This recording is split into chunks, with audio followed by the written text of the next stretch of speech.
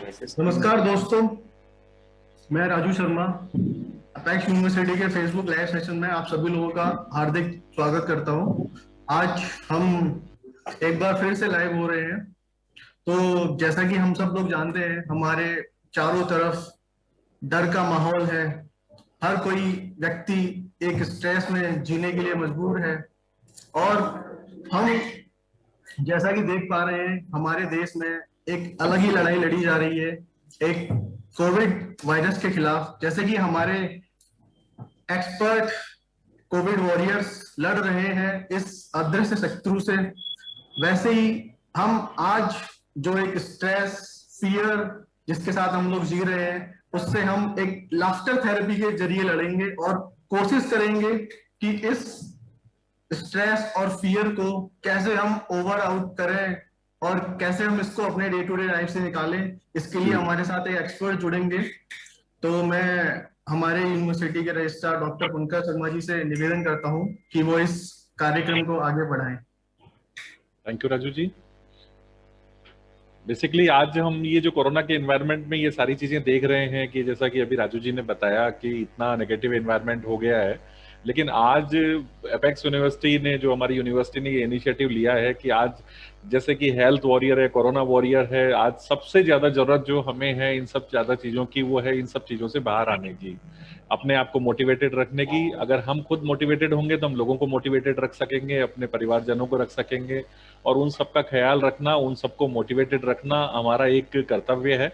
और उसमें एक बहुत अच्छा इनिशिएटिव लिया है कि आज हमारे साथ इस तरह की लाफ थेरेपी के साथ में आज हमारे को जो हमारे ख्याली साहब हैं, श्री ख्याली सारन साहब, उनके साथ हम जुड़ेंगे। और ख्याली साहब अपने आप में इतने फेमस रहे हैं इन चीजों के लिए कि किसी भी आदमी को वो कभी भी किसी भी तरह से हंसा सकते हैं, मोटिवेट कर सकते हैं, ये उनके बारे में जाना जाता है। तो आज ख्याली साहब के साथ हम ये जानने की कोशिश करेंगे कि इस इन्वायरमेंट में हम अपने आप को कैसे सजग रख सकते हैं, पॉजिटिव रख सकते हैं, और किस तरह हम अपने परिवारजनों को भी मोटिवेटेड रखें। मैं ख्याली साहब से ये रिक्वेस्ट करूंगा कि एक्चुअल मैं कहूं तो ख्याली साहब का जो इंट्रोडक्शन है बहुत ब्रीफ में, वो बस यही है कि आज कोरोना वॉरियर्स और हेल्थ वॉरियर्स की कैटेगरी में सबसे ज्यादा जरूरत है तो मोटिवेशनल गुरुज की है। लाफिंग थेरेपी से हम अपने आप को एक जीवंत रखने की जो कोशिश कर सकते हैं, ख्याली साहब जैसे लोग हमारे साथ हैं। तो मैं रिक्वेस्ट करूंगा ख्याली साहब से अपने सेशन की शुरुआत करने के लिए और एक एनर्जी इन सब में, हम सब में डालने के लिए। थैंक यू ख्याली साहब हमारे साथ जुड़ने के लिए, और अपेक्स यूनिवर्सिटी जयपुर की तरफ से आपका हार्दिक स्वागत इस कार्यक्रम में। ख्याली साहब जी धन्यवाद पंकज जी। सबसे पहले तो राजू ने मेरी बड़ी तारीफ की, युवा, यंगेस्ट, और मुझे ये कह के आप सब एपेक्स यूनिवर्सिटी के स्टाफ, एपेक्स यूनिवर्सिटी के बच्चे, स्टूडेंट और उनके पेरेंट्स के सामने मेरी जो तारीफ की, मुझे उनकी नजर में उठाया, भगवान उनको उठाए, मतलब नजर में। और डॉक्टर साहब ने भी बहुत अच्छे तरीके से मेरा स्वागत किया। मुझे लगा नहीं था अब तक कि मैं इतना बड़ा कलाकार हूं, लेकिन आपने मुझे तारीफ करके बड़ा ज्यादा ही बड़ा बना दिया। और डॉक्टर साहब, मैं मतलब आप जितना मेरे बारे में जानते हैं और मैं आपके बारे में जो जान गया अभी तुरंत कि आप वो टीका लगाने वाले डॉक्टर तो नहीं है, क्योंकि यूनिवर्सिटी में इस वक्त अगर सारे यूनिवर्सिटी स्टूडेंट्स और उनके पेरेंट्स के लिए अगर आप कुछ कड़ी जोड़ रखी है, तो ये तो मैं समझ गया कि आप वो पढ़े लिखे डॉक्टर हैं, टीका लगाने वाले डॉक्टर नहीं है। लेकिन डॉक्टर साहब, एक छोटी सी सलाह है, जो आपका चेहरा ना बहुत प्यारा है, आप ना अच्छी ब्लेड लिया करो। कुछ बाल रह गए यहाँ पे, तो सेव मतलब सही से नहीं हुई, तो थोड़े अच्छी कंपनी का ब्लेड लिया करो। अच्छा, फैशन है, फैशन है। ओके ओके, ठीक है सर। ये हमारे एक पीएम साहब, प्रधानमंत्री जी थे, गुजराल साहब, उन्होंने एक शुरुआत की थी इस फैशन की, और ये बहुत अच्छा भी लगता है, आपके चेहरे पे जचता भी है। तो सर, सभी स्टूडेंट्स को मेरा प्रणाम, सारे पेरेंट्स को मेरा प्रणाम, जो जो इस शो में, इस लाइन पे सब जुड़े हुए हैं। और हमारे रवि जूनीवाल जी, इस एपेक्स यूनिवर्सिटी के चेयरमैन, मेरे बड़े भाई, और हालांकि वो मेरे से छोटा है 17 साल, लेकिन वो समझता बड़ा भाई है अपने आप को, तो मैं भी चलो ठीक है, बड़ा भैया। तो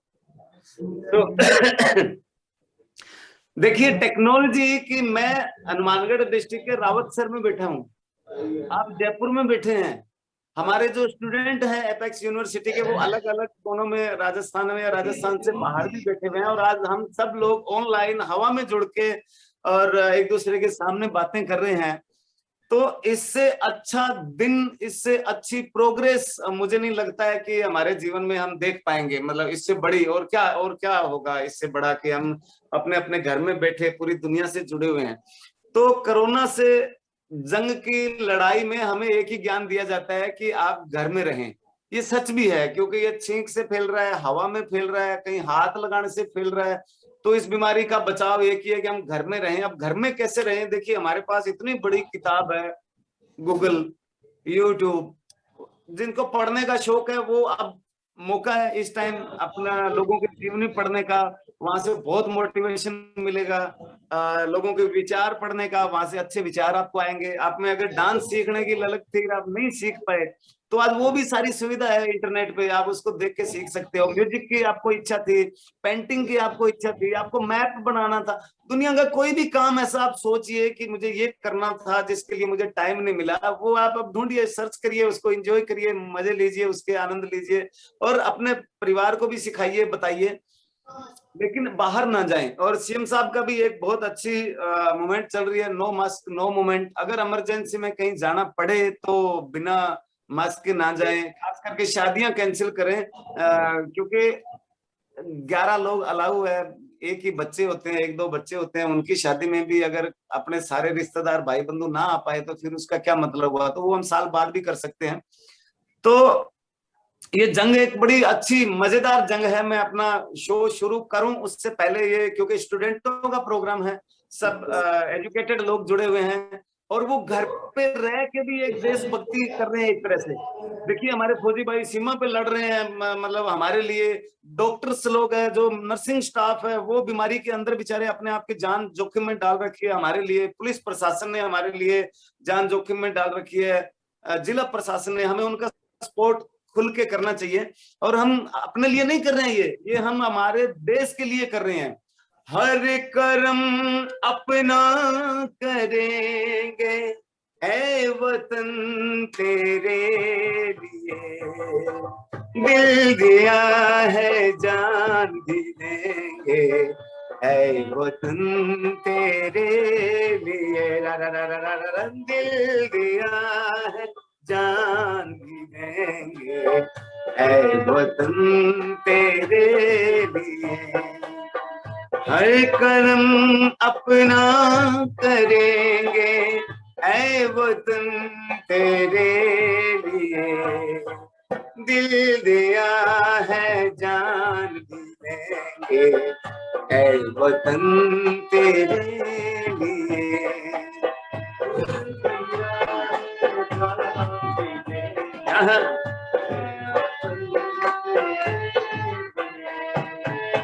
सबसे पहले तू है, बाद में हर नाम है।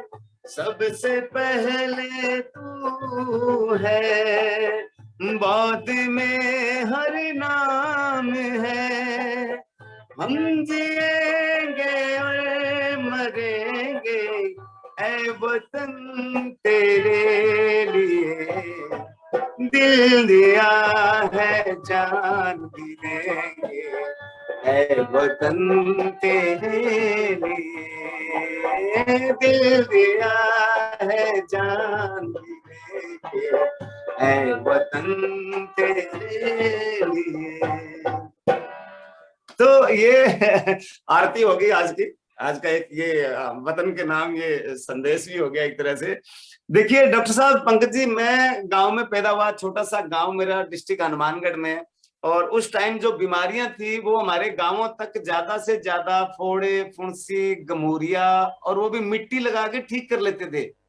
ये हार्ट अटैक, ये टीबी, ये कैंसर, ये तो बड़े शहरों में बड़े लोगों के ही होता था।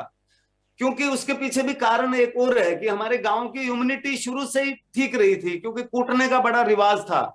जब धान काटते थे तो उसको कूट के घर लाते थे ताकि उसके अंदर पौष्टिक बना रहे। फिर बड़ा भाई छोटे भाई को कूट लेता था, फिर छोटा भाई माँ को शिकायत करता था तो माँ बड़े भाई को कूट लेती थी। फिर शाम को वो शिकायत बापू के पास जाते थे, वो फाइल जब चेक करते तो बापू फिर दोनों को कूट लेते थे। तो ऐसे इम्यूनिटी बढ़ती रहती थी दिन में 5-4 बार। अगले दिन फिर हम स्कूल जाते थे तो मास्टर जी अपना मूड फ्रेश करने के लिए हमें कूट लेते थे, तो उससे क्या है, इम्यूनिटी बढ़ती रहती थी। लेकिन अब जमाना ये आ गया कि एक एक दो दो बच्चे हैं, वो लाड प्यार में इतने हो जाते हैं कि उनको कूटने का मौका ही नहीं मिलता। तो इम्यूनिटी बढ़ाने का ये है कि दिन में 2-3 बार नींबू आप जरूर पिएं, गरारे आप जरूर करें, और बाफ अगर ले सकें, आफ नहीं बाफ अगर आप ले सके तो उसको भी लें, ताकि गला हमारा तंदुरुस्त रहे और हम पहले से ही मतलब स्ट्रांग हो जाएं कि हम बीमारियों से लड़े ना। जी जी राजू भाई देख रहे हैं, मुझे लग रहा है कोई सवाल आया होगा। हमारे स्टूडेंट्स और पेरेंट्स लगातार सवाल भी कर रहे हैं। जी सर। हाँ सर, एक रवि मीना जी हैं और उन्होंने सवाल किया है सर कि सर मैंने इस कोविड की वजह से शादी कैंसिल कर दी है, तो अब वो क्या उन्होंने ठीक किया या? बहुत बहुत बहुत अच्छा किया, क्योंकि अब ना आपको घोड़ी वाला मिलता, ना बैंड वाले मिलते, ना वो दोस्त मिलते, ना रिश्तेदार मिलते। देखिए शादी का मतलब सिर्फ घर बसाना नहीं होता है, शादी का मतलब पूरे परिवार, रिश्तेदार, समाज में खुशियां भी बांटने का होता है। किसी को खाने की खुशी है, किसी को डांस की खुशी है, किसी को मिलने की खुशी है। जब वो चीज नहीं है तो फिर उसका कोई मतलब नहीं है, कोई तुक नहीं है। आपने बहुत ही अच्छा किया। और वैसे भी आपने अगर 1 साल के लिए टाली है तो आप ये समझ लीजिए कि आपकी 1 साल उम्र लंबी और हो गई। ये तो जिन्होंने शादी कर रखी है उनसे पूछो ना, आप डॉक्टर पंकज जी से संपर्क करना कभी कि जी क्या हाल चल रहे हैं आपके, तो वो बताएंगे। ये तो बहुत अच्छा हो गया बेटा टाल दी तो, और मैं भी दुआ करूंगा कि वो 2-4 महीने और टल जाए, ताकि जब हो तो अच्छे से हो। और सर इसके अलावा मेरा एक पर्सनल क्वेश्चन है, जब मैं स्कूल में पढ़ता था, मैं कॉलेज में भी गया, फिर उसके आगे मैं एक यूनिवर्सिटी में जाके लेक्चरर बना, तो एक मेरे साथ में एक एंजाइटी फियर मतलब हमेशा रहा है। मतलब चाहे मैं एग्जाम लिखने जाऊं, चाहे मैं क्लास लेने जाऊं, तो मुझे हमेशा ये रहता था कि क्या मैं डिलीवर कर पाऊंगा। जैसा कि मैंने आपके काफी सारी शोज देखे हैं, मैंने आपको फॉलो किया है, क्या कभी आपको इस तरह का फियर आया है सर? अगर आया है तो आपने कैसे उससे ओवरकम किया है अपने आप को? सर देखिए, हमारे समाज की सबसे बड़ी कमी क्या है कि हम सिर्फ क ख ग और ABCD को ही पढ़ाई मानते हैं। वो किताबों की पढ़ाई, पेपर देना, रिजल्ट आना, पास हो जाना, उसी को ही पढ़ाई मानते हैं। और मैं हर जगह हर स्टेज पे ये बोलता हूँ कि कोई लकड़ी के कारीगर के पास अगर लड़का काम सीख रहा है और वो फर्नीचर का कारीगर बन रहा है, वो भी पढ़ाई है। लेकिन हम उसको पढ़ाई नहीं मानते। आज मुझे लगभग 25-20 साल से मैं शो कर रहा हूँ, छोटी सी उम्र में लग गया था, लेकिन आज भी मैं उसके लिए थोड़ी सी स्टडी करता हूँ, थोड़ी सी तैयारी करता हूँ, थोड़ा सा मेंटली प्रिपेयर होता हूँ। जब मैं मोटिवेशन क्लास लेता हूँ सर, सबका एक सवाल रहता है कि जब हम क्लास लेने जाते हैं या बोलने जाते हैं या स्पीच देने जाते हैं तो हम बोल नहीं पाते। क्यों? कि आपके पास बोलने के लिए शब्द नहीं होता। शब्द है, उन पे ध्यान नहीं जाता। आप एक गणित बनाइए कि सबसे पहले आपको जाते ही राम राम बोलना है, आप आधे कंफर्टेबल हो गए। फिर आपको अपने बारे में बोलना है, जी मैं श्यामलाल हूं, आज मैं यहाँ क्यों आया हूं। तो इतनी देर में आपका 90% आप फिजिकली मेंटली सेटअप हो जाते हैं। फिर 10% के लिए आपकी जो तैयारी कर रखी है, जो आपने बोल रखा है, तो वो चीजें बहुत अच्छी। मेरे साथ ऐसा नहीं हुआ कभी, क्योंकि मैं लगभग तो पहले से थोड़ा सोच लेता हूँ कि हाँ ये और मुझे पूछने में कोई शंका नहीं आता कि जी क्या थी, मैं कैसे हो रहा है, और कौन होंगे, क्या होगा, कैसे होगा। तो वो बात करते करते इतने थॉट दिमाग में आ जाते हैं कि ये अपना 1-1.5 घंटा पूरा हो जाता है। और सरस्वती माँ ने मुझे कभी ऐसा मौका नहीं दिया कि मैं कभी घबरा गया हूं, मैं कभी डर गया हूं। और शायद अगर ऐसा गुण मेरे में होता तो मैं लाफ्टर चैंपियन तक सफर नहीं कर पाता, क्योंकि मेरा जो जीवनी करी है 10वीं तक आते आते मुझे मेरे रिजल्ट का, मेरे पढ़ाई के अंदाज का पता हो गया था। मैं आपको बताऊं कि पढ़ाई से इतना प्यार था कि 3 साल तो मैं 10वीं में रहा। फिर गुरुजी बोले कि बेटा छोड़ दे, अब बहुत है, क्या करेगा। तो मैं श्री गंगानगर चला गया और वहां गार्ड की नौकरी की, कपड़ा मिल में नौकरी की, वहीं मैंने थिएटर सीखा। वो सीखने के बाद मुझे चंडीगढ़ लेवल का काम मिल गया, मैं 2000 में चंडीगढ़ चला गया, वहां मैंने 6 साल सीखा। तो वो 12 साल जो मैंने पढ़ाई करी एक्टिंग की, जो मैंने थिएटर सीखा, वो मुझे लाफ्टर चैंपियन बनाने के लिए मुंबई ले गया। अब लोग ये सोचते हैं कि मैं यहाँ से ट्रेन पकड़ी, बॉम्बे गया और कैमरे के आगे खड़ा हो गया और जाते ही मैंने कॉमेडी शो कर दिया। ऐसा नहीं था, उसके पीछे मैंने 12 साल की पढ़ाई थी।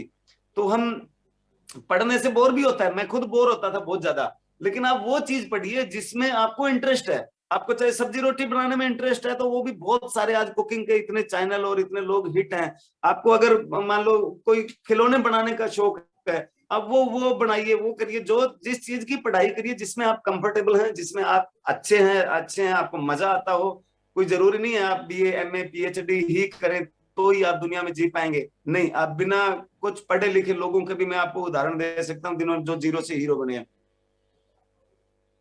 एक कारण ये भी हो सकता है सर, जैसे राजू जी ने अभी आपके साथ क्वेश्चन किया और अभी आपने एक बहुत अच्छी परंपरा सार्वजनिक करी कि ये जो पुश्तैनी कुटाई वाला बात आपने बताई थी, वो शायद प्रॉपरली कुटाई बचपन में अगर नहीं हो और वो सारी चीजें अगर कमी रह जाए तो वो भी आगे जाकर के क्या कुछ नुकसान देती है इंसान को?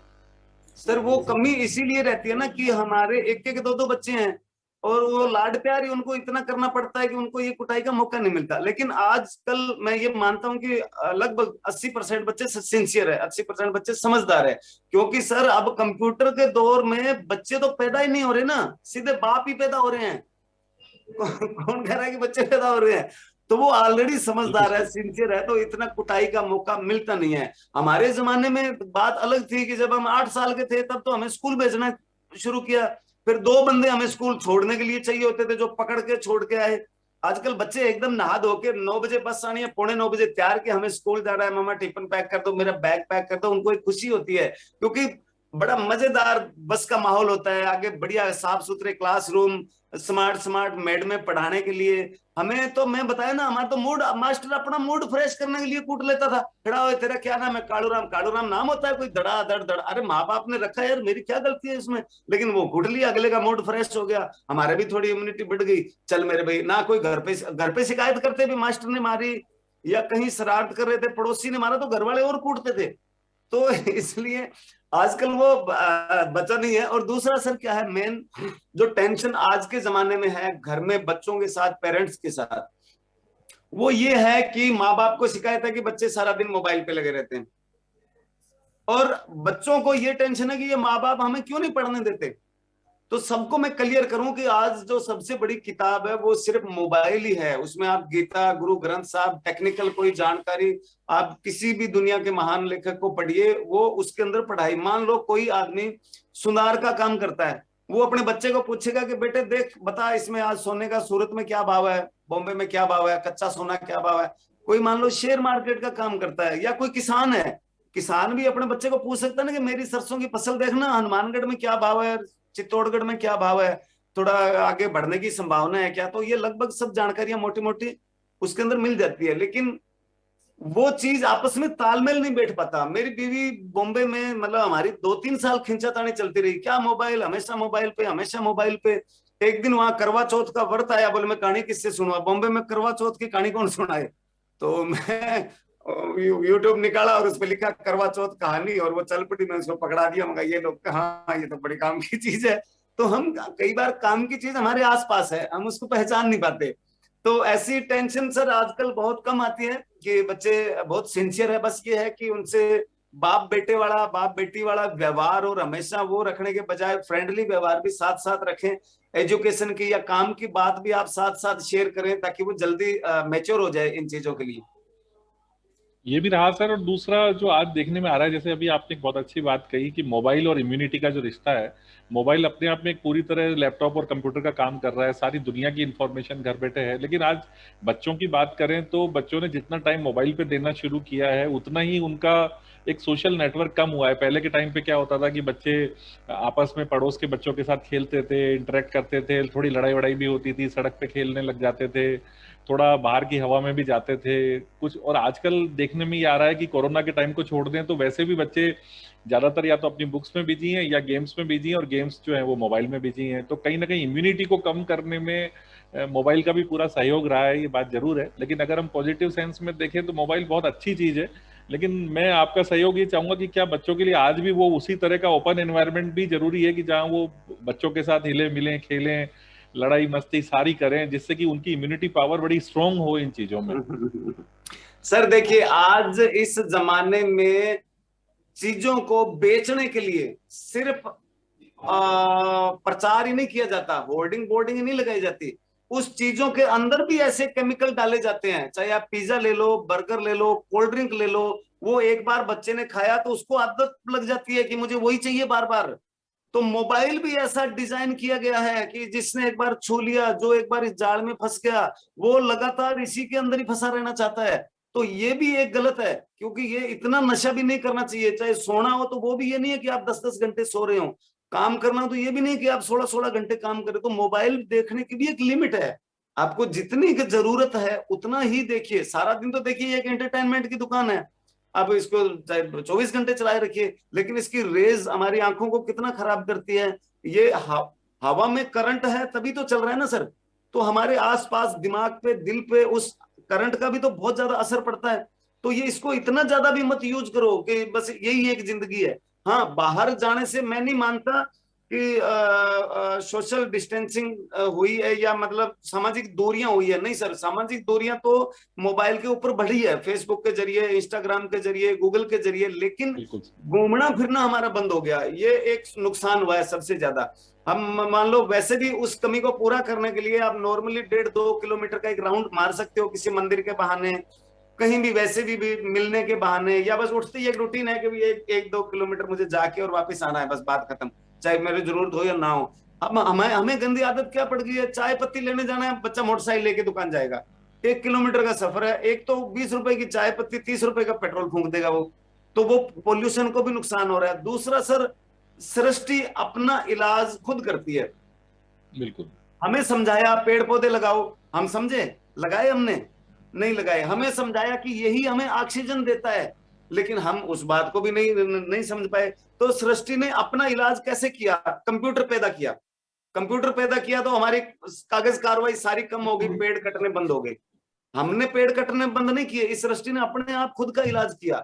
अब क्या है जी, हर घर में मोटरसाइकिल, हर घर में गाड़ियां, बिना मतलब पेट्रोल फूंकना, डीजल फूंकना, लाखों करोड़ों टन पेट्रोल डीजल लगता है, हवा में इतना जहर हो गया, इतना पोल्यूशन हो गया कि अब बच्चे बाहर जाएंगे कहाँ गलियों में खेलने के लिए, वो तो और ज्यादा बीमार होंगे।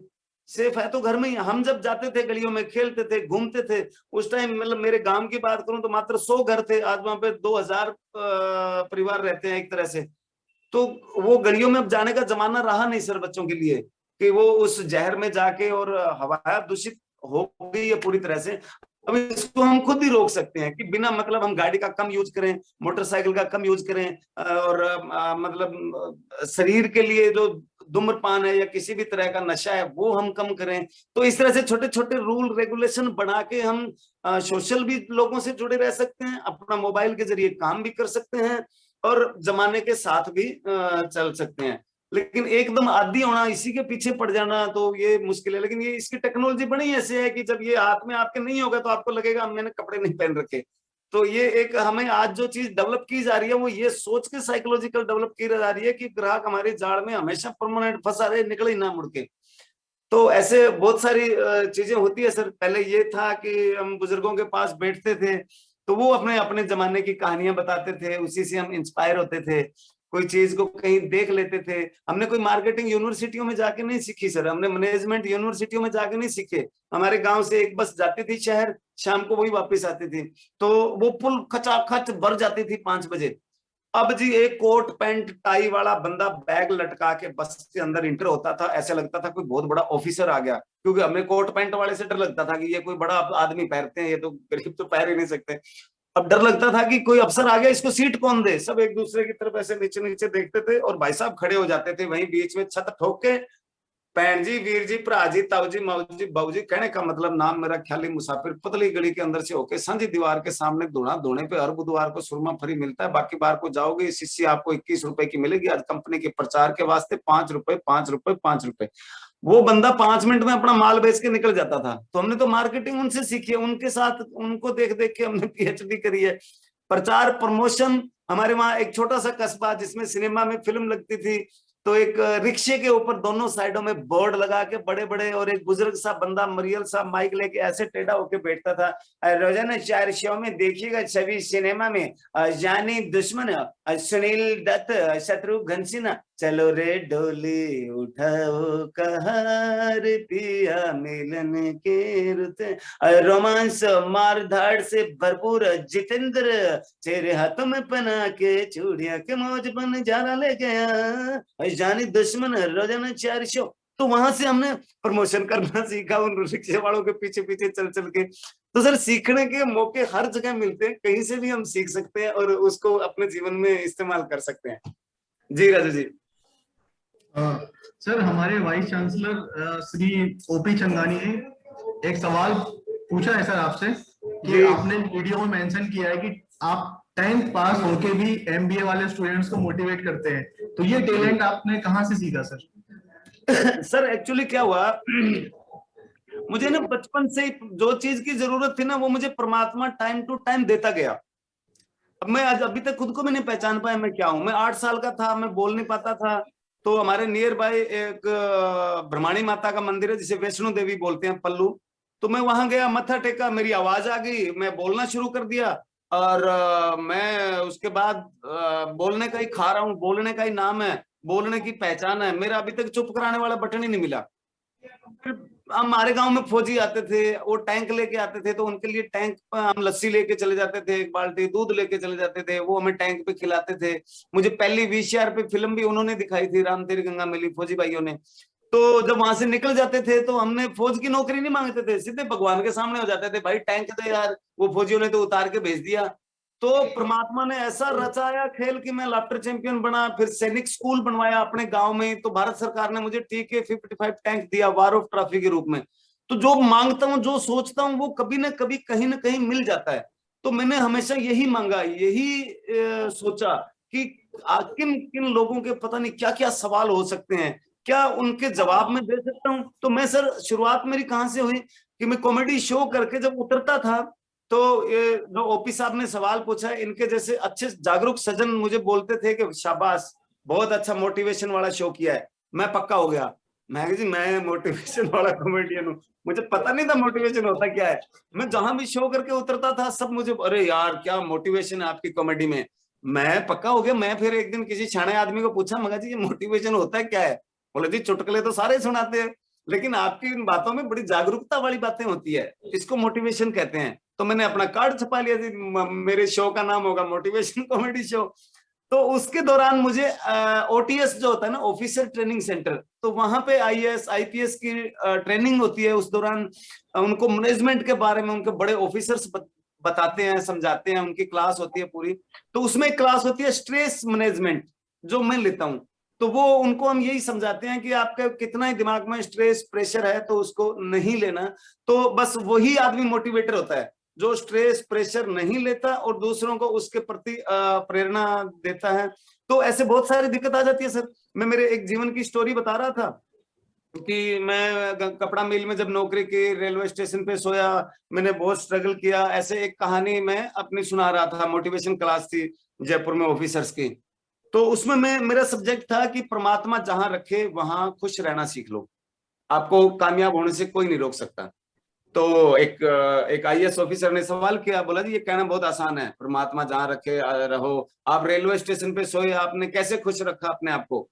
मैं कहा जी मैं अपने आप को खुश रखा, मैं स्टेशन पे जाके सोता था तो ये सोच के सोता था कि स्टेशन मेरे बाप का है, मेरे लिए बढ़िया फर्श बना रखा है सरकार ने, ऊपर बिजली का पंखा चल रहा है फ्री, मुझे कोई बिल नहीं देना, वाटर कूलर लगा हुआ है, ठंडा पानी मेरे लिए, इतनी बड़ी व्यवस्था मेरे लिए कर रखी है, स्टेशन मेरे बाप का है। मैं चौड़ा होकर सोता था।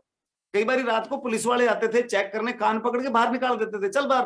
तो मैं छोड़ देता, मैं चल अपने कौन सा बाप का है यार, छोड़ो। तो मैं फुटपाथ पे जाके बाहर सो जाता था। फिर मैं कभी नीचे सोया तो हिंदी का अखबार बिछा के नहीं सोया, कम से कम Times of India, Indian Express, Hindustan Times, Dainik, है ना, द इकोनॉमी, तो द हिंदूज, तो ऐसे इंग्लिश बड़े बड़े पेपर बिछा के मैं सोता था। संडे को मेरा रंगीन बिस्तरा, मेरे राइट में बिपाशा बसु की फोटो, मेरे लेफ्ट में प्रियंका चोपड़ा की फोटो। कभी मैं बिपाशा की तरफ अंगड़ाई ले रहा हूँ, कभी प्रियंका की तरफ अंगड़ाई ले रहा हूँ। अरे किसको गरीबी याद थी, किसको भूख याद थी, मैं तो अपना राजा बन के सो रहा था। तो हर जगह सर ऐसा ही मुझे माहौल मिला कि जो भी परिस्थितियां हैं उसको मैंने बहुत अच्छा पॉजिटिव समझा। मुझे आज तक जीवन में कोई बुरा आदमी नहीं मिला कि जिसने मुझे कोई गलत कहा हो या मैंने किसी को कोई गलत कहा हो। ये हमारी सारा सोच पे निर्भर होता है। तो ये सर प्रेरणा बस आप जैसे महान लोगों को मैं सुनता गया, देखता गया, कहीं से कोई बात मिल गई, कहीं से कोई बात मिल गई, वो कुदरती मेरे याद रह जाती है और मौके पे वो याद आ जाती है उस टाइम जब मतलब कुदरती जैसे बात चलती है तो वो मतलब 4-5 हजार थॉट होंगे दिमाग में, तो जिस विषय की बात करते हैं तो वो ऑन द स्पॉट याद आ जाती है। तो मैं कब मोटिवेटर बन गया मुझे खुद को ही नहीं पता सर। और मुझे इस बात की बहुत खुशी होती है कि मैं 10वीं में भी बहुत मुश्किल से कपड़ा मिल में मजदूरी करते करते ही कर पाया, लेकिन आज जब IAS IPS ऑफिसर्स आते हैं, RS ऑफिसर्स आते हैं, बड़ी यूनिवर्सिटियों में, एयरफोर्स, आर्मी में उनकी जब ट्रेनिंग के दौरान स्ट्रेस मैनेजमेंट की क्लास के लिए मुझे बुलाया जाता है, तो मैं बड़ा बड़ा शुक्रिया अदा करता हूँ परमात्मा का कि यार ये मतलब कोई जादूगरी तो नहीं, और ये मतलब मेरे जरिए ये क्या क्या कर रहा है परमात्मा मेरे साथ। मुझे भी इस चीज की खुशी भी होती है, हैरानी भी होती है। नहीं, उसमें ये भी रहा ख्याली साहब आपके साथ कि एक आपके अंदर एक इनबिल्ट क्वालिटी भी रही कि आपने एक इंसान को ये सिखाने की कोशिश की कि आदमी जहां भी रहे, जिस भी हाल में रहे, वो खुश रहना सीख ले। वो सिर्फ परमात्मा को गालियां नहीं दे कि नहीं मेरे साथ ये कमी रह गई, मेरे साथ ये, मैं, मेरे साथ वाले लोग वहां पहुंच गए और उनके पास ये चीज है, मेरे पास ये नहीं है। और आदमी के खुश रहने के लिए उसका सेटिस्फेक्शन, संतुष्टि बहुत जरूरी है। आपके अंदर एक वो क्वालिटी रही कि जिस भी परिस्थिति में आप रहे, अपने आप को खुश रखने का तरीका सीखा, और शायद आज के टाइम पे सबके लिए बहुत जरूरी है, इस स्पेशली इस कोविड इन्वायरमेंट में। तो मैं आपसे वापस एक चीज ये चाहूंगा कि आज इतना स्ट्रेस जो लोगों को फील हो रहा है इस कोविड के टाइम पे, तरह तरह की बातें सुनते हैं, ये करते हैं, तो इससे बाहर आने के लिए क्या आपका एक तरीका और क्या मैसेज हो सकता है? सर वो थोड़ा सा ना, थोड़ा सा ही बस उस देखिए मैं आपको एक जादू दिखाता हूँ कि ये अंगूठा इधर आ जाएगा, है ना, सारे देख रहे होंगे बच्चे लोग, पेरेंट्स, जादू मारूंगा ये अंगूठा इधर आ जाएगा, चोर घुस, ये लो। बस ये इतना की फेर है कि हाँ आदमी, मुझे बताइए पंकज जी, आदमी सारी जिंदगी घर बनाने के लिए लगा देता है, उसी घर में तो रहना है। आदमी सारी जिंदगी परिवार बनाने के लिए लगा देता है, उसी परिवार में तो रहना है। हमें हमें कोई सजा थोड़ी हुई है, हम अपनी खुशी से रह रहे हैं, हम अपने मन से रह रहे हैं, तो ये हमें अच्छा भी लगता है। और देखिए जिंदगी सफर सुहाना तभी हो पाएगा जब आप कल की चिंता छोड़ेंगे। आज अच्छा कर लीजिए, कल अपने आप अच्छा होगा। जिंदगी एक सफर है सुहाना, यहाँ कल क्या हो किसने जाना। जिंदगी एक सफर है सुहाना, यहाँ कल क्या हो किसने जाना। जिंदगी एक सफर है सुहाना, यहाँ कल क्या हो किसने जाना।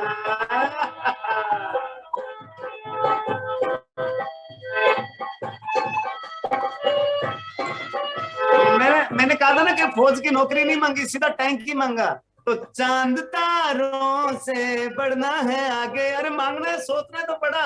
अरे चांद तारों से बढ़ना है आगे, अरे आसमानों से बढ़ना है आगे, पीछे रह जाएगा ये जमाना, यहाँ कल क्या हो किसने जाना। ओ जिंदगी एक सफर है सुहाना, यहाँ कल क्या हो किसने जाना। और फिर दूसरा सर क्या है, जीवन में हम अपने आप को देख नहीं पाते, लेकिन बच्चा जब पैदा होता है तो कहते जी वो रोता है, और जब वो जाता है बूढ़ा होके इंसान, तो वो रोता हुआ ही लोगों को छोड़ के जाता है ना। तो रोते हुए तो सारे ही आते हैं, लेकिन जो ये कहे कि यस मैं सेटिस्फाई हूं, मैं खुश हूं, मेरे पास जितना है उतने में मैं संतुष्ट हूं, ऐसे लोग बहुत कम जाते हैं। रोते हुए आते हैं सब, हंसता हुआ जो जाएगा। रोते हुए आते हैं सब, हंसता हुआ जो जाएगा। वो मुकद्दर का सिकंदर, वो मुकद्दर का सिकंदर, जाने मन कहलाएगा। डर डन डन डन रोते हुए आते हैं सब, हंसता हुआ जो जाएगा। वो मुकद्दर का सिकंदर, हम मुकद्दर का सिकंदर, जाने मन कहलाएगा। डन डन रोते हुए आते हैं सब, हंसता हुआ जो जाएगा। जी ऐसा है सर मामला। सर ये हमारे मनीष शुक्ला जी का भी हमारे पास एक डायरेक्ट भी आ गया कि ज्यादातर लोग कॉमेडी में राजनीति का सहारा लेते हैं, आपके शो में आम व्यक्ति होता है, राजनेता नहीं होते, ऐसा क्यों है? आप राजनीति पर कॉमेडी क्यों नहीं करते? आपके लिए 2 लाइनें। मेरे लिए सर। और ये मनीष जी शुक्ला ने भेजी है कि माना तेरी हंसी में एक अदा है, पर हंसना भी तो एक कला है। क्या बात है सर, बहुत बहुत अच्छा। और मनीष जी आपका सवाल ये है कि आप राजनीति पे क्यों नहीं कॉमेडी करते?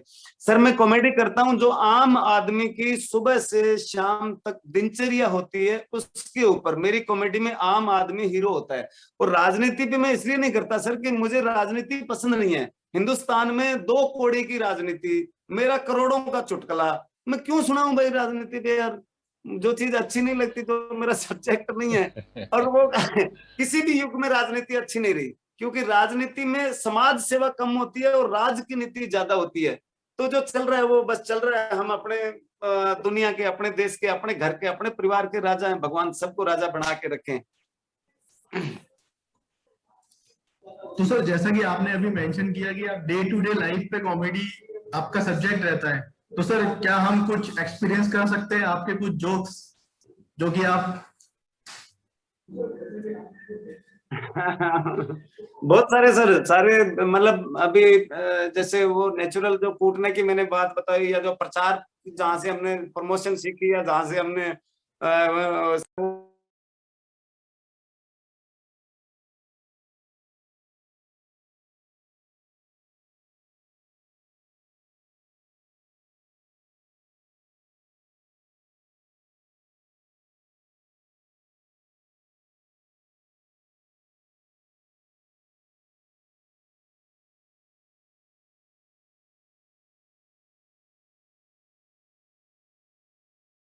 बहुत दूर थी, 100 किलोमीटर, बहुत दिक्कत थी, पर अपने आप को समझाया कि आए रखिए, जाए रखिए, जो मन में है वो गाए रखिए, और टूटा है हाथ तो क्या हुआ, ख्याली कहीं ना कहीं फंसाए रखिए। देखिए जीवन में जो टेंशन है ना, उसको हराने का सिर्फ एक ही सबसे अच्छा तरीका है कि आप अपने काम की स्पीड बढ़ाइए। कि मैं जिसे ओढ़ता बिछाता हूं वो गजल आपको सुनाता हूं, मैं जिसे ओढ़ता बिछाता हूं वो गजल आपको सुनाता हूं, ये जिंदगी ट्रेन सी गुजरती है, मैं पुल सा थरथराता हूं, जब से उखड़ गया एक बाजू मेरा मैं और ज्यादा वजन उठाता हूं, जब से उखड़ गया एक बाजू मेरा मैं और ज्यादा वजन उठाता हूं। तो हमारे अपने आप को मतलब मेंटली और फिजिकली प्रिपेयर रखना हमेशा।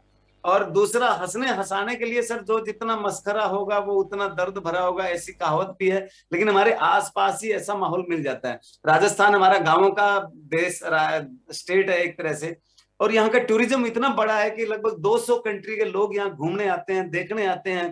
तो कुछ अंग्रेज हमारे गांव में भी आ गए थे, और मैं उनको गांव घुमा रहा था तो अचानक एक धोती वाले ताऊ जी आए सामने से, तो भाग के अंग्रेजनी ने धोती पकड़ ली। What is this? This is Indian fashion. मका yes, this is dhoti. What dhoti? मैं भी फंस गया, भी मैं धोती की अंग्रेजी क्या बनाऊं? तो मका जी धोती, धोती मतलब धोती तो धोती नहीं, धोती तो नहीं धोती, दिस इज एयर कंडीशन कपड़ा। कहां से हवा आती, कहां हवा जाती, कोई वैज्ञानिक पता नहीं लगा पाती। तो उनसे निपटे तो ताऊ जी का बेटा पजामा कुर्ता पैर के फर फर आ रहा था, तो वो अंग्रेजों ने भाग के पजामा पकड़ लिया। This is dhoti. मका no, this is pyjama. What different dhoti and pyjama? मका जी धोती पजामे में बहुत फर्क है।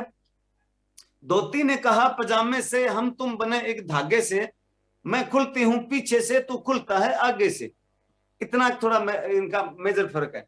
तो थोड़ा आगे चले तो गांव में आपको पता है गोबर दीवारों पे थाप के रख देते हैं, वही वहां का गैस सिलेंडर है। जैसे ही वो अंग्रेजों की नजर पड़ी, भाग के कैमरे निकाले, फोटो खींची, कच कच कच, oh wow nice wall painting. और मगा वॉल पेंटिंग नहीं है ये, उपले है उपले। व्हाट इज उपले? मगा उपले मतलब केक ऑफ गोबर। व्हाट इज गोबर? गोबर मतलब भैंस का ओवरफ्लो।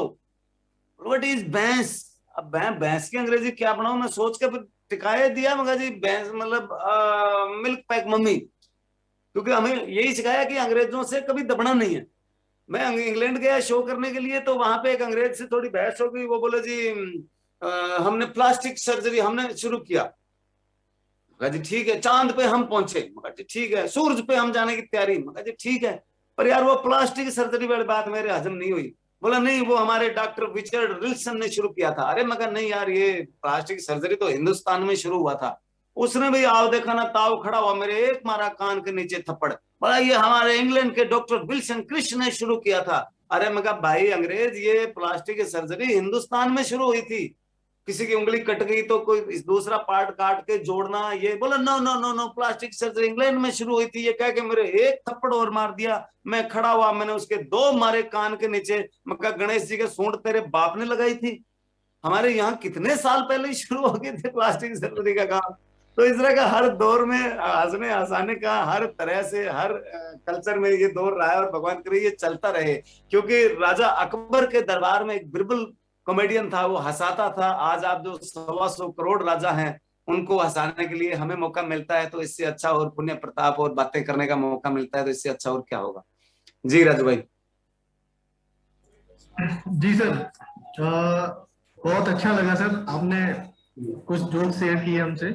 और सर मैं एक चीज ये पूछना चाहूंगा कि जैसे आपने अपनी जर्नी एक छोटे से गांव से स्टार्ट करी और एक बड़ी बिग स्क्रीन पे, जो आपकी पहली मूवी आई थी सिंह इज किंग। जी हाँ सर, तो उसके बाद में मतलब आपको क्या लगा कि आप एक सक्सेसफुल मैन अपने आप को एस्टेब्लिश कर चुके हो? ऐसा क्या वाकया आपके साथ हुआ?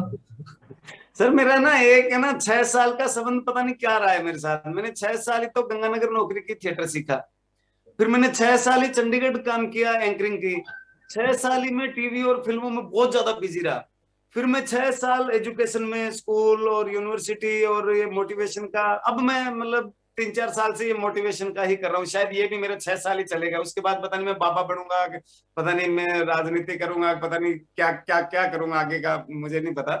तो ये 6-6 साल के चंक मेरे जीवन में काफी महत्वपूर्ण रहे।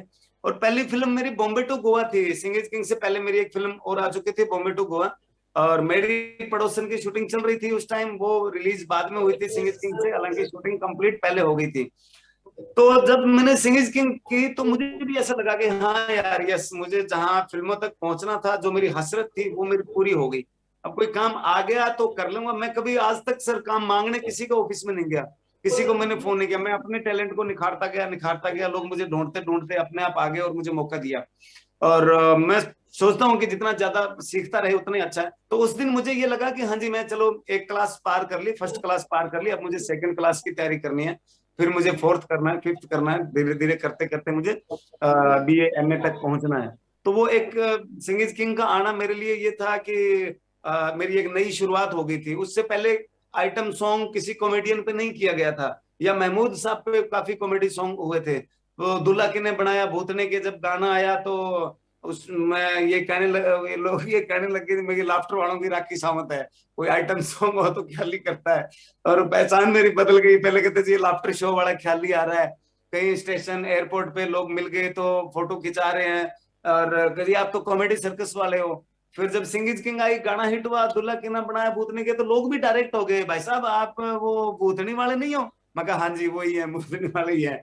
तो एक नई पहचान भी मिली वहां से, बहुत अच्छा सफर रहा, अच्छा एक्सपीरियंस रहा उसके बाद का। नहीं, आपका नाम भी ऐसा है सर कि हजारों में इजीली पहचाना जा सकता है, तो क्या शुरू से आपका नाम यही था या बाद में ये नाम ख्याली आपने रखा? बहुत अच्छा नहीं नाम है।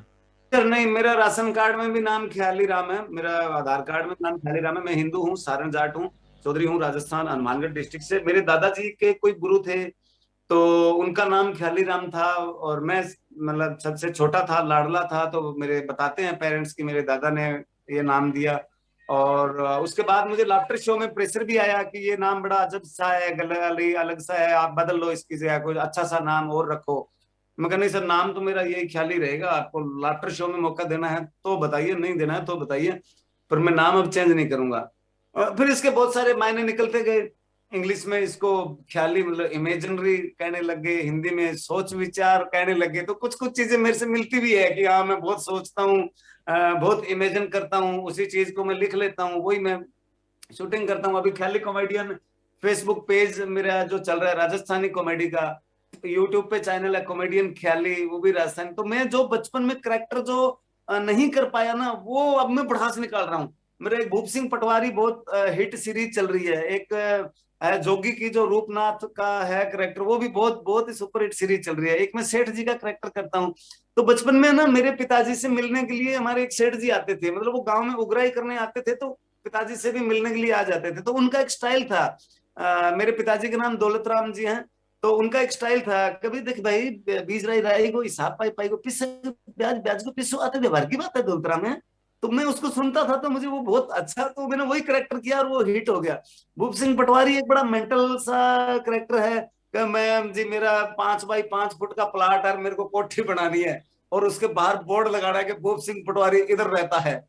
अब वो मिस्त्रियों का जो खून पीता है, तो वो एक बहुत ही अच्छा। रूप सिंह का जो नाथ होते हैं, जोगी होते हैं, स्पेरे जो होते हैं, वो दवाई भी बेचते हैं, वो झाड़ फूंक भी करते हैं, वो बेसिकली उनका काम मांगने का ही होता है। लेकिन उस मांगने के लिए उनका जो अंदाज होता है ना, वो अलग अलग। चौधरी यार तेरी आंखा में मैंने दिक्कत लगा, तू डिप्रेशन को मरीज है चौधरी, मैं एक सुरमो तैयार करे हुए देख सांप की खोपड़ी ने पीस के समंद को जागे रड़ा के भी मैं गड़गड़ गुंबे की जड़ पीस के रड़ा के सुरमो चौधरी एक सड़ाई तेरी आंखा में फेरूंगा, तेरी आंखा सह चंदन हो जाएगी चौधरी, तू मन डिप्रेशन में लगा तेना फाकी दूंगा दवाई चौधरी। आ मैं हंसराज हंसने दी दवाई। अब प्रियंका चोपड़ा आई शूटिंग में, मैं प्रियंका चोपड़ा के चौधरी एक सलाई फेरी रहा, एक फाके की दवाई दी मैं, ठीक होगी बात, तू एक दवाई लेको मस्त हो जाएगा एकदम। तो वो ऐसे देसी जो करेक्टर थे जो मैं करना चाह रहा था बचपन से, वो अब इतने अच्छे चल रहे हैं, लोग देख रहे हैं, सुन रहे हैं, तो मजा आ रहा है बहुत ही ज्यादा। और मुझे मतलब बहुत अच्छा लग रहा है सफर मेरा, दौर में अच्छा एंजॉय कर रहा हूँ इसको। नहीं, वाकई कोरोना के टाइम पे सर, आज जिस तरह का माहौल है उसमें आप जो काम कर रहे हैं वो बहुत ही अप्रिशिएबल है, और सौभाग्य की बात है कि हम आपके साथ आज जुड़ रहे हैं। राजू जी कुछ कहना चाह रहे हैं शायद। राजू जी। जी हाँ जी सर। सर, जैसे कि हम जानते हैं कि राजस्थान से बहुत सारे टैलेंटेड मतलब आर्टिस्ट, चाहे वो सिंगर्स हो, चाहे कॉमेडियन हो, चाहे एक्टर्स हो, निकलते रहे हैं और भविष्य में भी काफी सारे लोग निकलेंगे। तो ऐसे जो छोटे बच्चे हैं, जो यंग हैं, स्टैंड अप कॉमेडियन कर रहे हैं, या फिर कोई इस फील्ड में आना चाहता है, तो आप उनको कैसे मोटिवेट करेंगे? वो कैसे तैयारी करें? क्या प्लेटफॉर्म यूज करें? कैसे वो आगे जा सकते हैं सर?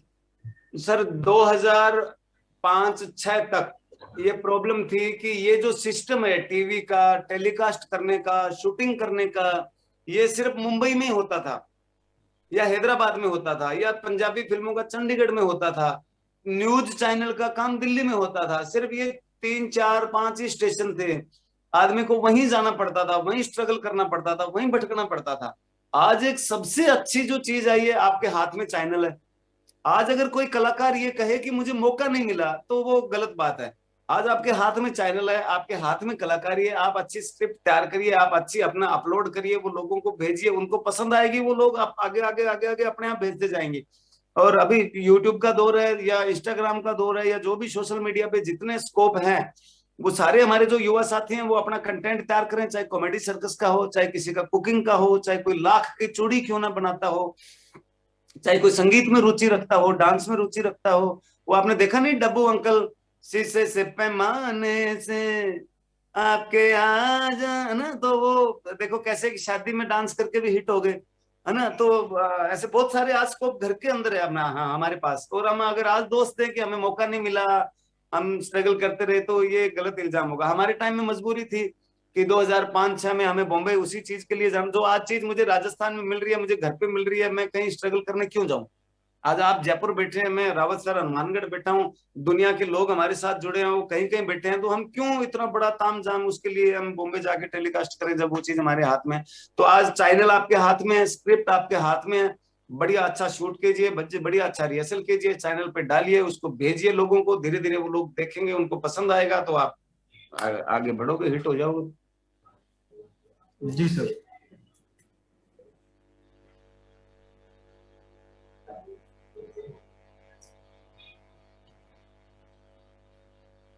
राजू जी, अपने स्टूडेंट्स या कोई फैकल्टी में से किसी का कोई क्वेश्चन हो ख्याली साहब से बात करने हाँ के लिए? प्लीज प्लीज, मुझे एक राजस्थान की लाइन याद आ गई। आप जब तक अपने क्वेश्चन तैयार कीजिए, जो स्टूडेंट जुड़े हैं वो भी, या पेरेंट्स जुड़े हैं वो भी, हमारे राजस्थान के लोग ज्यादा जुड़े हैं, इसलिए मैं बता दूं कि राजस्थान है क्या।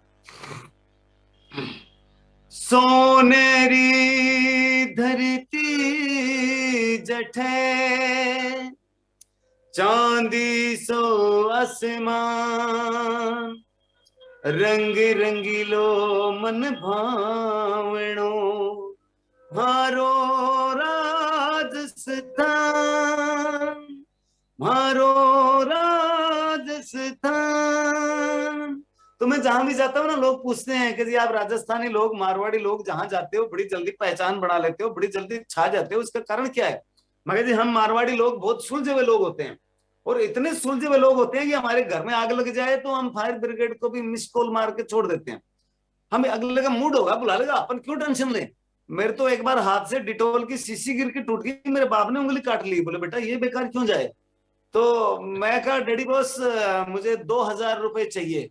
मतलब क्या करना है? मगर जी मुझे दूर के नजर की चश्मा लेके आनी है। मेरा कान पकड़ के बुढ़ा छत पे ले गया, बोला वो देख क्या है, मगर चांद। बोला इससे दूर क्या देखेगा। तो हमारे यहाँ तो सिस्टम ऐसा है, हम हर चीज में छोटी छोटी चीजों में अपना बचत कर लेते हैं। हम पहले, हमारा मान लो पजामा भी फट गया घुटनों से, तो उसका नाड़ा चेंज करके और 1.5-1 साल हम फिर निकाल देते हैं। फिर फट गया तो उसको काट के नीचे जो है उसमें रुई भर के बच्चों के लिए तकिया बना लेते हैं। जो घुटने से ऊपर का हिस्सा है उसको सब्जी लाने के लिए थैला बना लेते हैं।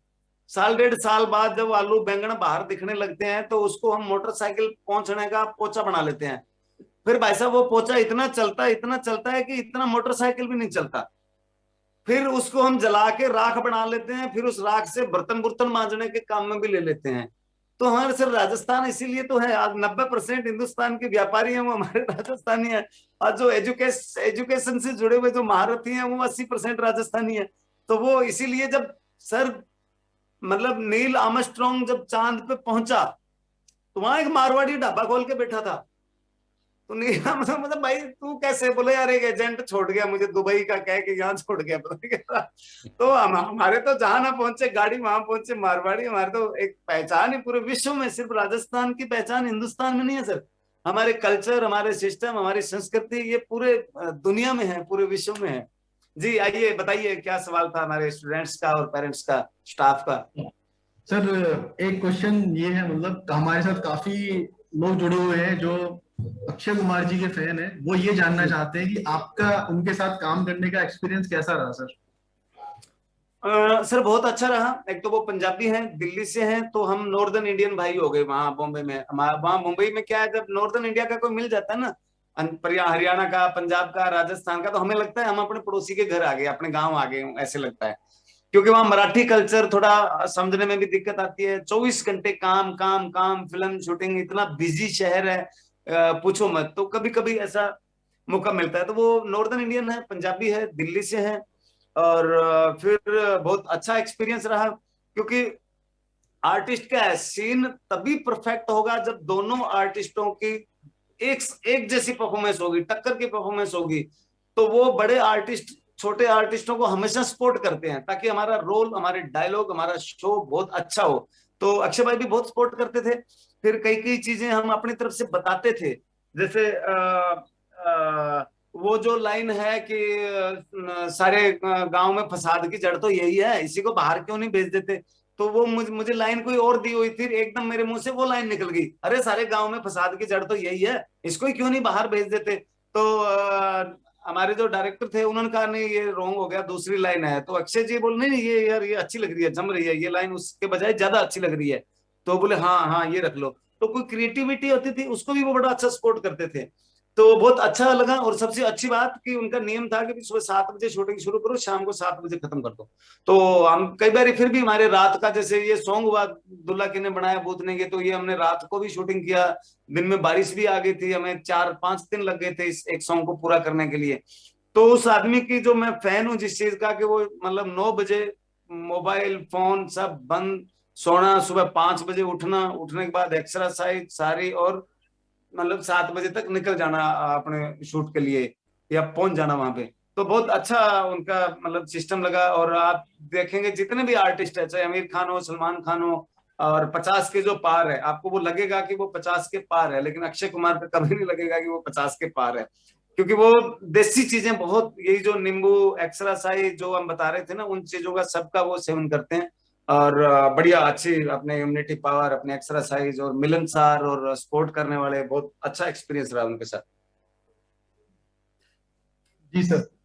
सर आप like great Indian laughter show में थे वहां पे, तो सर आपके साथ ऐसा कोई वाकया हुआ जो सबसे ज्यादा आपको मोटिवेटिंग लगा और आपको इंस्पायर किया उस शो ने आपको? बहुत बहुत सर, बहुत। मैं, मेरे पास जब फोन आया तो मैं चंडीगढ़ में एक शो होता है, चंडीगढ़ कार्निवल 3 दिन चलता है। तो वो मतलब मई जून में बहुत शो कम होते हैं, एकदम वो शो खुलता है जुलाई, मतलब पिछले 2-3 महीने से भूख देख रहे थे, एकदम वो शो आ गया, मुझे एंकरिंग का मिल गया, जैसे मुझे रोज उस टाइम लगभग 500 रुपए पर डे मिल रहे थे। तो 3 दिन का मतलब मैं महीने का किराया भी दे दूंगा और राशन भी ले आऊंगा, बढ़िया हो जाएगा। वो शो करना मेरे लिए बहुत जरूरी था। लेकिन एक चमत्कार हुआ कि मेरे पास फोन आया कि आपका ऑडिशन है लाफ्टर शो के लिए, जो वहां से 2 किलोमीटर दूर था। रिलायंस ने वेब वीडियो कॉन्फ्रेंसिंग उस दिन लॉन्च की थी, तो पहला ऑडिशन मेरा ही हुआ था ऑनलाइन, जो वो मुंबई में बैठ के ऑडिशन ले रहे थे और मैं चंडीगढ़ में था।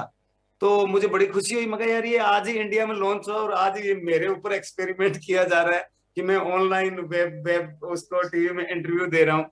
लेकिन वहां से शो को छोड़ के बीच में आना बहुत मुश्किल काम था।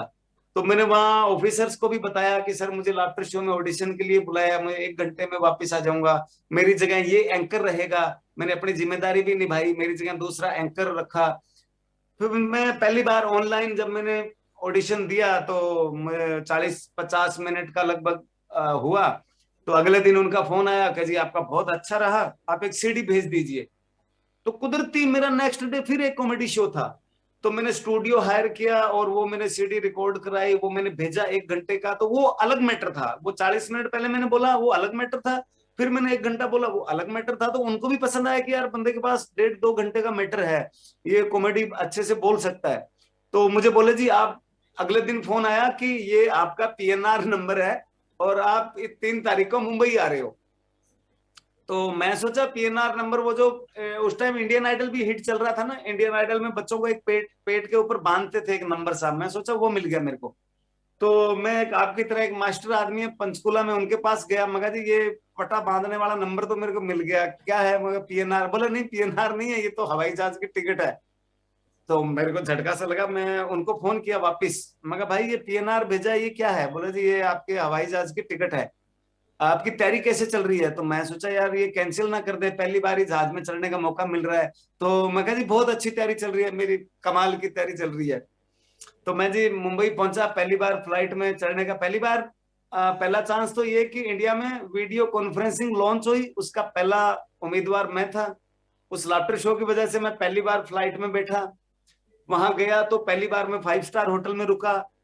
तो वहां बहुत सारी मैंने जो वहां सुनाया उस टाइम, तो मेरे बहुत अच्छा कॉन्फिडेंस था, क्योंकि मेरा स्टेज का एक्सपीरियंस बहुत हो चुका था कि जैसे नॉर्मल मैं कर रहा हूँ वही शो है, बस ज्यादा से ज्यादा ये है कि सत्तू जी और शेखर जी एक्स्ट्रा है, तो उनको ही मैं टारगेट करके और चल रहा था, और वो मुझे अच्छा भी लगा। तो मेरी शुरुआत ही यहाँ हुई, यहाँ से हुई कि जी मैं, मेरा ख्याली नाम आपकी समझ में नहीं आया होगा, मेरे भी समझ में नहीं आता। सबसे बड़ी दिक्कत जब फोन आता है, कौन बोल रहा है? मैं ख्याली। कौन? ट्राली? मगर ट्राली नहीं भाई साहब, ख्याली। तो एक को मैंने पूछ लिया, मगर भाई साहब आपका नाम क्या है? बोले वो शुरू ही हो गया, बोले ममा ममा ममा मेरा नाम हककंग हककंग ककंग ख्याली है, अतन ततन ततन तेरा नाम क्या है? मगर जी नाम तो मेरा भी ख्याली है, पर मैं इतने खेल नहीं करता जितने तू करता है। तो वो सारी मेरे ऊपर ही कॉमेडी थी, मैं कैसे बॉम्बे से वहां पहुंचा उसी सफर के ऊपर बनाई थी। मगर जी मैं एयरपोर्ट पे उतरा, आपके लोग मुझे लेने गए, तो वो बोले ख्याली जी आप बहुत टेंशन में हो। मैं कहा जी मेरी तो शक्ल ही ऐसी है, और आप डरो मत, घबराओ मत, मैं आपके टीवी के लिए अच्छा काम कर लूंगा। मैंने बिजली डिपार्टमेंट के लिए मॉडलिंग की है, बिजली के हर खंबे पे मेरा फोटो लगा है, नीचे लिखा है खतरा। तो वो जो तो ये नेचुरल चीजें जो मतलब चंडीगढ़ से बॉम्बे के सफर की सुनाई, तो वो बहुत अच्छा रहा। उसके बाद बदलाव ये आया कि मुझे पूरे देश दुनिया में कॉमेडी शो के लिए बुलाने लग गए, मुझे लोग रोकने लग गए, मिलने लग गए, फोटो खिंचाने लग गए। और मतलब वैसे मुझे पर्सनली अंदर से मेरे कोई बदलाव नहीं आया, मेरे आज भी वही दोस्त हैं जो बचपन में मेरे दोस्त थे, जो मेरे कपड़ा मिल में नौकरी के दौरान जो दोस्त थे वही मेरे आज भी वही मेरे दोस्त है, जिनके साथ में जुड़ा वो परमात्मा की कृपा से अभी तक मेरे साथ जो जो लोग हैं वो एक बार जुड़ गए वो परमात्मा की कृपा से हमेशा जुड़े रहते हैं। तो मेरे को कोई ये नहीं लगा कि मैं टीवी कलाकार हो गया या फिल्म कलाकार हो गया, बस मुझे ये लगा कि हाँ मुझे दुनिया पहचानने लग गई है, और यही आदमी चाहता है सर, पहचान ही तो आदमी चाहता है। तो वही मेरे लिए मोटिवेशन था कि अब मेरी पहचान हो गई तो मेरी जिम्मेदारियां बढ़ गई। मैं उस दिन के बाद, मैं पहले भटका हुआ था, मैं भी बीड़ी सिगरेट पी लेता था, जर्दा खा लेता था, तो अब मुझे लोग देखते हैं, मैं उनके लिए आइडियल हो गया। तो मुझे सबसे पहले तो उस पर कंट्रोल करना पड़ा कि मैं के बच्चों के सामने या कहीं बाहर कैसे बीड़ी सिगरेट पी सकता हूँ। तो फिर मुझे वो मजबूरी मुझे कंट्रोल करना पड़ा। मुझे टाइम से उठना, शूटिंग हमारी अगर सुबह 5 बजे है तो 4 बजे घर से उठ के नहा धो के 5 बजे सेट पे आपको पहुंचना है, टाइम की पंक्चुअलिटी आई। मैंने लाफ्टर चैंपियन सेलिब्रिटी बनके ये चीजें सीखी कि मुझे सुधारना क्या है, ना कि मैंने ये सीखा कि अब पैसे आ गए और नाम हो गया और दिल्ली शो हो रहे हैं और बस दुनिया नहीं। तो ऐसा एक्सपीरियंस रहा सर। जी सर। सर हमारे पास क्वेश्चंस तो बहुत सारे आ रहे हैं, जैसे कि हमें पता है कि आपके पास समय की बहुत कमी है सर, तो मैं एक आखिरी क्वेश्चन जो हमारे स्टूडेंट है तो उनका क्वेश्चन ये है कि आपने बहुत सारे कॉमेडी सीन्स करे हैं, बहुत सारे लाफ्टर शोज करे, तो आपका सबसे बेस्ट सीन क्या है सर, वो अगर आप हमें प्रेजेंट करके बताएं। देखिए सर, राजू भाई ने कहा है कि आप अपना कीमती समय निकाल के आए हैं, ऐसे लोग ना जलसे में गोली मरवा देते हैं। आगे हो, नारे लगाओ, इनकलाब जिंदाबाद, हम अपना हक लेके रहेंगे, पुलिस वाले गोली मारते हैं, ठा क्या हुआ जी, वो शहीद हो गया जलसे में। ओ भाई मैं बिल्कुल बेला था, आपने एहसान किया मुझे बुला के। रवि भाई का जब फोन आया आपके चेयरमैन साहब का तो मैं खुश हो गया, मैं कहा अरे वाह यार, हमारी अपनी यूनिवर्सिटी और इसके स्टूडेंट्स के लिए, फैमिली के लिए शो करेंगे। कोई काम नहीं है, मैं भी लॉकडाउन की पालना कर रहा हूँ भाई। आप जैसे लोग जलसे में गोली मरवा देते हैं कि जी ये मतलब कीमती समय निकाल के आए हैं अपना, कोई कीमती समय नहीं, बिल्कुल बेले बैठे हैं, आप कल और जोड़ लेना चाहिए। अब जो सवाल था कि आपका कौन सा शो बढ़िया रहा, सर मेरा यही शो बढ़िया रहा जो मैंने अभी अभी बोला है। मैं ऑन द स्पॉट स्पॉन्टिनिटी, जो बात चलती है, राजू जी ने सवाल किया उसके ऊपर बात बना के मैंने आपका जवाब दिया, यही मेरा फेवरेट सब्जेक्ट है। मेरा फेवरेट सबसे अच्छा शो, जब मैं पहली बार कभी स्टेज पे चढ़ा वो मेरा सबसे अच्छा था। उसके बाद लाफ्टर शो में जब मैं टीवी के लिए स्टेज पे चढ़ा वो मेरा बहुत अच्छा था। जब मैंने पहली फिल्म बॉम्बे टू गोवा के लिए हिंदी फिल्म के लिए कैमरा फेस किया वो मेरा दिन बहुत अच्छा था। हर दिन मुझे सर अच्छा लगा, लेकिन हाँ कई बार ऐसा होता है कि हम दोबारा वो चीज नहीं कर पाते जो एक बार हो गई। अब असराने ने अगर शोले फिल्म में बोल दिया कि हम अंग्रेजों के जमाने के जेलर हैं, हाँ, तो वो उसी के नाम की कमाई करते रहे सारी उम्र, लेकिन दोबारा वो चीज नहीं हो पाती। मेरा भी ये था, मैं लाफ्टर शो में जो कर पाया वो मैं दोबारा बहुत जगह पे नहीं कर पाया, बहुत शो में नहीं कर पाया। बॉम्बे टू गोवा एक कॉमेडी फिल्म थी जिसमें 50 कॉमेडियन थे। वो फिल्म शुरू होने के लगभग 22 घंटे बाद मेरा सीन शुरू होता है और वहां से कॉमेडी शुरू होती है। तो वो अब बाकी फिल्मों में मैं ऐसे नहीं कर पाया। तो हर शो मुझे वैसे तो अच्छा लगता है सर, क्यों, इसके पीछे कारण ये है कि मैं जब भी शो पे स्टेज पे चढ़ता हूँ या जिस काम के लिए मैं तैयार होता हूँ मैं यही सोच के चढ़ता हूँ कि ये मेरे जीवन का आज आखिरी शो है। मैं जितना जोर लगाना लगा दो, अगले दिन परमात्मा फिर मुझे एक नया शो देता है, फिर मुझे एक नया तारीख देता है, फिर मुझे तैयार होने के लिए मौका देता है। तो इसलिए मेरे लिए, मेरे जीवन में मैं ये नहीं कह सकता कि कोई शो बुरा आया होगा, मेरे सारे अच्छे आए, लेकिन यादगार जो शो थे वो लाफ्टर शो का एपिसोड जो फर्स्ट था, जब ऑडियंस पब्लिक शेखर जी सद्दू जी खड़े हो गए थे। यादगार शो जब कॉमेडी सर्कस में बहुत सारे सेलिब्रिटी आए हुए थे और जब हमने परफॉर्मेंस की करिश्मा तन्ना ने और मैंने, तब भी पूरी पब्लिक और जज सारे खड़े हो गए थे। तो बहुत सारे ऐसे पल रहे सर जो मतलब खुशी देते हैं, उनको याद करके मैं वापस उसी उम्र में पहुंच जाता हूँ। हाँ एक मेरा और अच्छा रहा कि मेरे जितने दोस्त हैं मेरी उम्र के बहुत कम है, वो मतलब उनसे मैं कम मिल पाता हूँ जब गांव जाता हूँ, या और मेरे से जो छोटे हैं बीए एमए कर रहे हैं, जो 10वीं 11वीं 12वीं में पढ़ते हैं, हमेशा मेरे से 15 साल छोटे ही मेरे दोस्त हैं। जो मेरे डायरेक्टर थे जिनसे मैंने थिएटर सीखा चंडीगढ़ में और गंगानगर में, वो मेरे से 18 साल छोटे थे। वो यूएसए से आए थे थिएटर करके और पहला स्टूडेंट उनका मैं ही था। तो मुझे छोटों से ज्यादा सीखने को मिलता है, मुझे लगता है वो ज्यादा एडवांस है, वो ज्यादा टेक्निकल स्ट्रॉन्ग है हमारे से। तो मेरे दोस्त फ्रेंड सर्कल भी मुझे मेरा वही रहता है, तो मजा आता है मुझे उनके साथ, और इस तरह का प्रोग्राम स्टेज करके हर शो मुझे नया ही लगता है।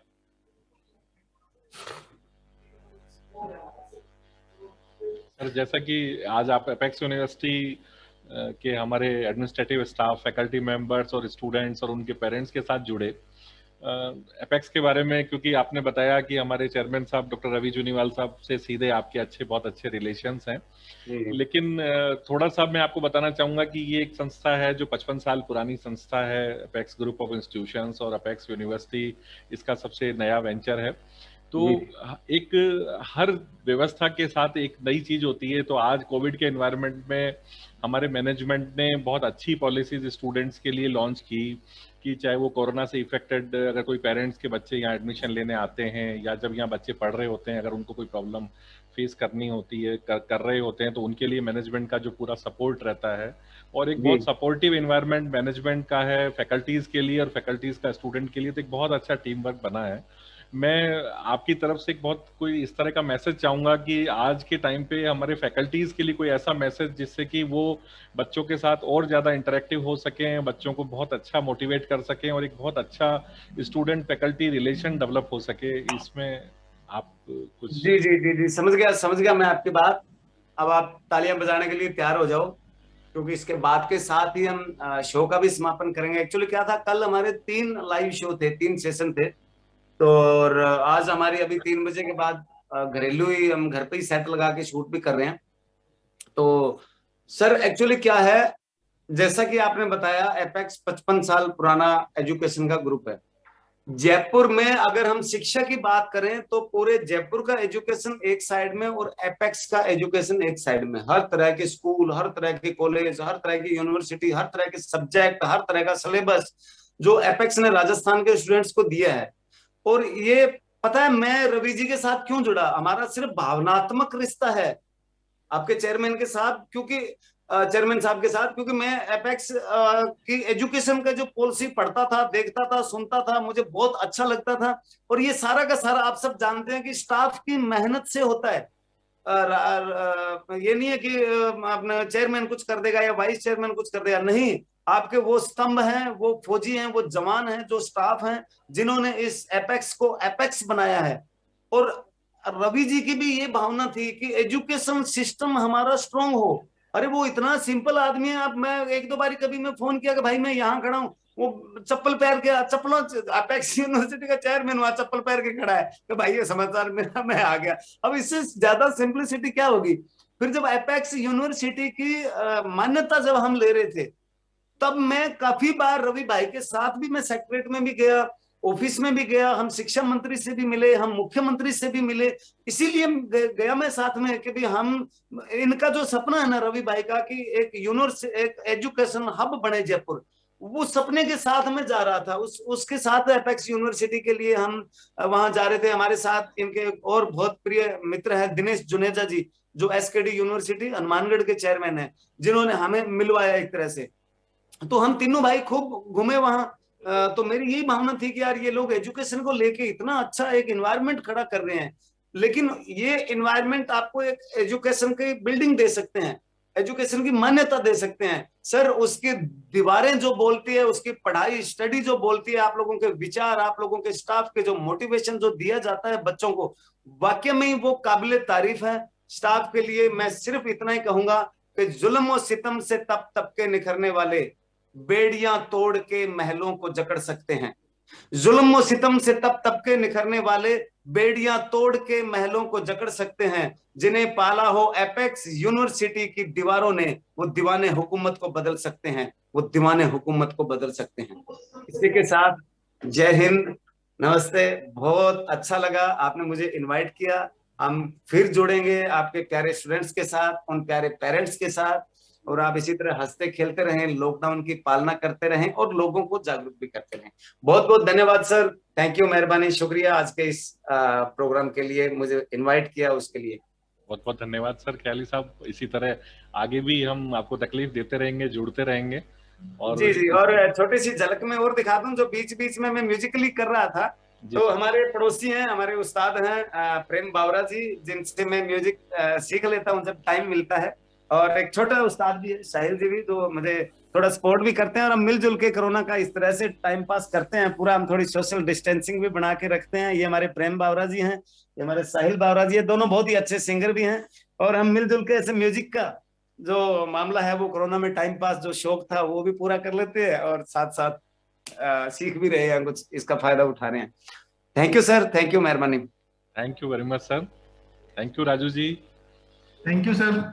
मैं सभी फैकल्टी मेंबर और स्टूडेंट्स को भी थैंक यू देना चाहूंगा कि जिन्होंने आज इस प्रोग्राम को सफल बनाने में बहुत अच्छा सहयोग दिया। राजू जी, आप कुछ कहना चाह रहे हैं?